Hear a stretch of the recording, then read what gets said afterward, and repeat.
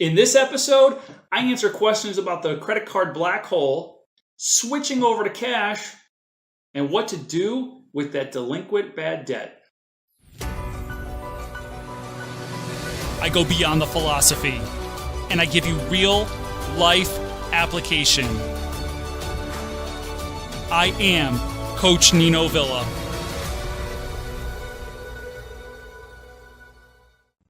Hey everybody, and welcome to episode 2 of the Ask Coach Nino Villa show. Before I jump into today's show, I just wanted to take a moment to reflect. See, this weekend, we experienced a heartbreaking tragedy in our extended family. This weekend, we lost a dear friend, a mother, and a wife. And it just reminds me that life is incredibly short. And the most important thing is relationships. And so, while I answer mostly questions about money, finances, this is an area of our lives that is far less significant than the people and the relationships that we have. And so I just want to remind each and every one of us that no matter where you are in your financial journey, that we are all incredibly blessed with the relationships that we have all around us. From parents to siblings to children to friends. We are all incredibly wealthy.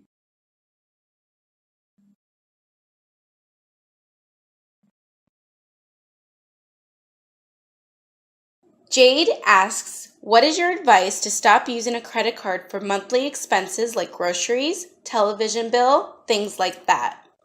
All right, Jade, great question.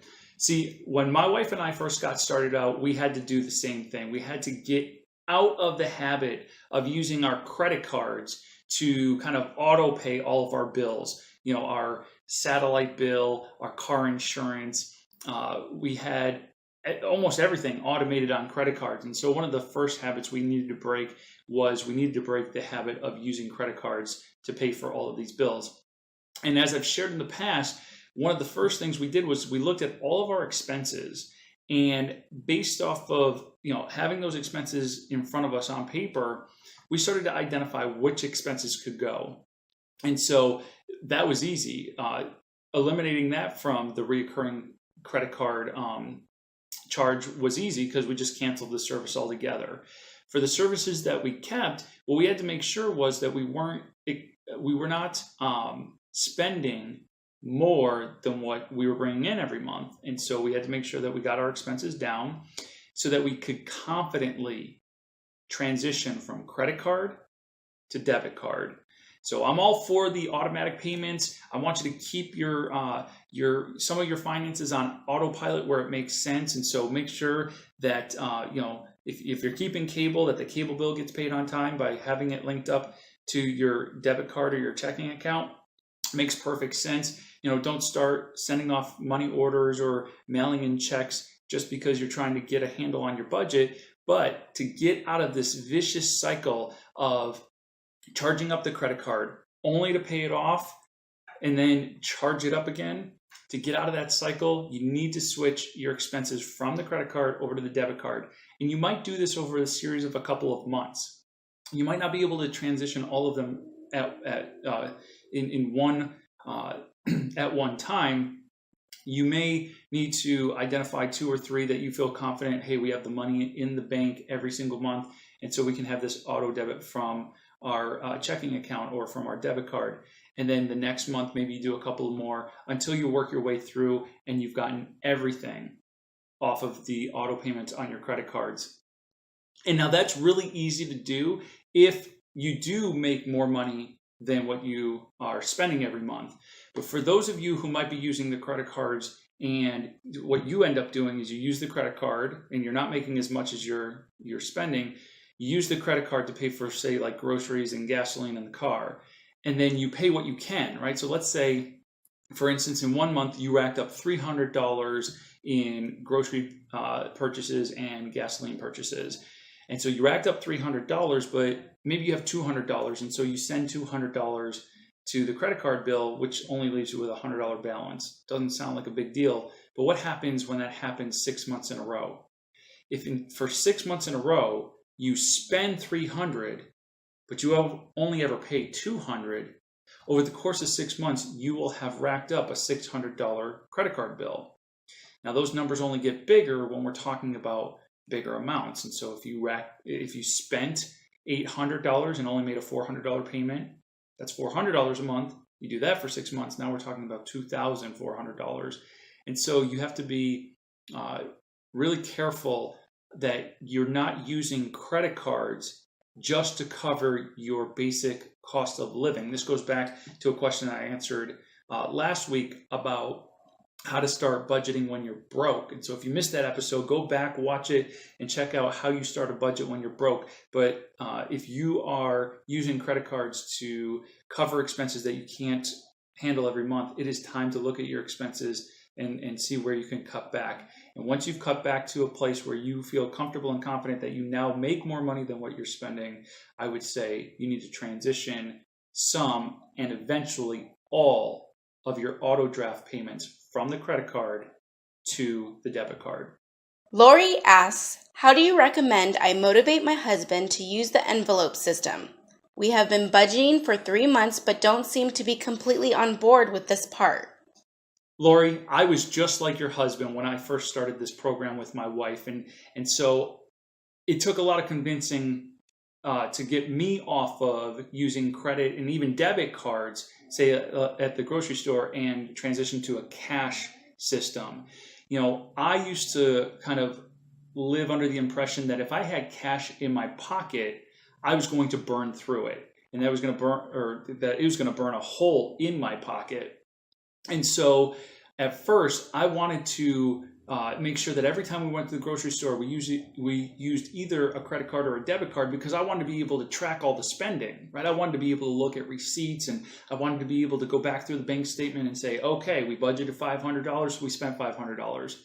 But that is just utter silliness when you really think about it. And so what I would encourage you to share with your husband is share my testimony here today about this. It's silly to think I'm going to go back and reconcile and make sure I stayed in the budget, when it's so much easier to take cash out of the bank, stuff it in an envelope, and go grocery shopping with it.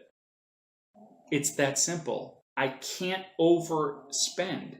I can't exceed the budget. There is no, did I stay in budget? All I have to do is look in the envelope, open up the envelope, there's money in there. Woohoo! I didn't go over budget.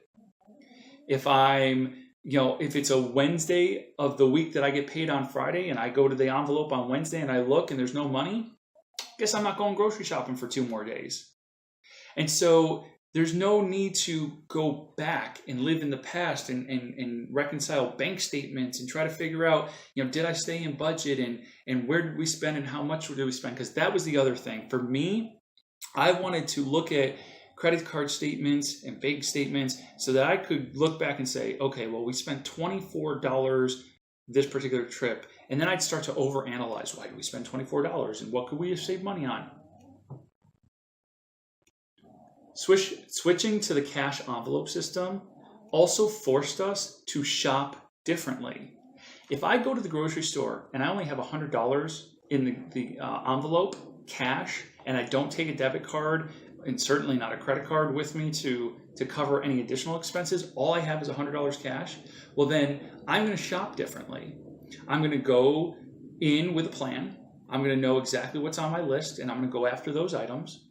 And then I'm probably also going to really kind of track what I'm putting in the cart. And I want to make sure that extra things don't go into the cart. And if extra things find their way into the cart, maybe they go into like a corner of the cart. That corner is basically dedicated, like these items will go back if I do go over budget. You'll just shop differently. And you'll only analyze what you're doing in the moment, and you won't live with a bunch of regret and whatnot after the fact. Let me also say this. When we switched to the cash envelope system, it changed mine and my wife's relationship. I think I started to kind of say this last week, but I don't think I finished the point. And the point is, before going to the cash envelope system, my wife would call me and ask me, do we have enough money for me to go grocery shopping? Do we have enough money for me to go and put gas in the car? And so she has shared with me that she felt like she was calling her dad for permission, right? And then the burden was always on me to be the one who could say yes or no. Yes, we have some money. Hey, try not to spend more than this, et cetera, et cetera. And it wasn't pretty. We moved to the cash envelope system, and all of a sudden, one, she didn't have to ask anymore. If there is cash in the envelope, there is then money to go grocery shopping. If there's no cash in the envelope, there's no money to go grocery shopping. So she no longer had to ask permission or check in with me, which leads to number two. The burden, the stress of being the one that said yes or no was taken off of my shoulders.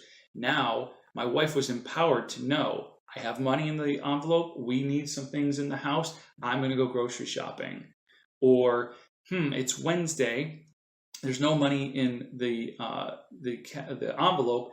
I guess I'm not going shopping for another 2 days. So I'm going to need to make things in the house work for us for lunch, for dinner, etc. over the next couple of days. And so switching to the cash envelope system is a hard one. It's one that a lot of my clients are a little hesitant to do at first as well, for all the same reasons. They want to be able to track their spending. They think they'll spend less if they put it on a debit or a credit card. But studies have actually shown that we shop or we spend more. We spend more when we buy with plastic than when we buy with cash. And so I want you to think about this analogy. Imagine you're sitting in the drive-through to your favorite place, whether it's a fast food place or if it's a coffee place, but you're sitting in the drive-through and you have $23 on you in cash, a $20 bill and 3 ones. What do you order?